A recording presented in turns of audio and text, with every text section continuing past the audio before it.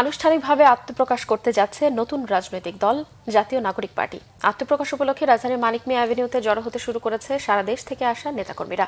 বিকেল ৩টায় আনুষ্ঠানিক আত্মপ্রকাশ অনুষ্ঠানে যোগ দেবে বিএনপি, জামায়াতে ইসলামী সহ বিভিন্ন রাজনৈতিক দল ও দূতাবাসের প্রতিনিধিরা। এ উপলক্ষে কঠোর নিরাপত্তা ব্যবস্থা নিয়েছে আইন শৃঙ্খলা বাহিনী। অভ্যন্তরীণ শৃঙ্খলায় নিয়োজিত আছে নিজস্ব স্বেচ্ছাসেবী ও নিরাপত্তা কর্মী। ১ লাখেরও বেশি মানুষের সমাগম হবে বলে আশা করছেন আয়োজকরা।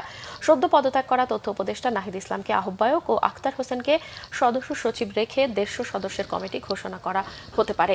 নতুন দল ঘোষণাকে কেন্দ্র করে সারা দেশ থেকে জাতীয় নাগরিক কমিটি ও বৈষম্য বিরোধী ছাত্র আন্দোলনের নেতা ও সমর্থকদের খণ্ড খণ্ড মিছিল নিয়ে জড়ো হচ্ছেন সংসদ ভবনের সামনে।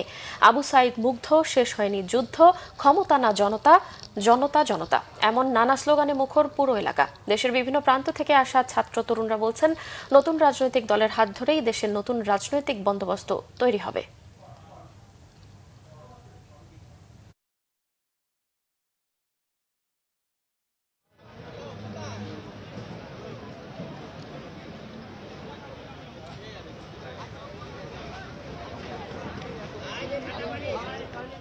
একটা রাষ্ট্র ক্ষমতা এবং রাষ্ট্রের সকল সুযোগ সুবিধা সকল নাগরিকের সমানভাবে পাওয়া উচিত। এটা পরিবার কেন্দ্রিক হওয়া উচিত না।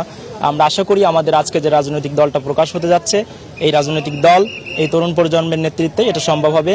এই দেশ হবে দেশের জনগণের। জাতীয় নাগরিক পার্টি যেন একটি সুন্দর বিনির্মাণ বাংলাদেশ তৈরি করতে পারে। ছাত্ররা সামনের দিকে এগিয়ে যাক, এইটাই আমাদের প্রত্যাশা।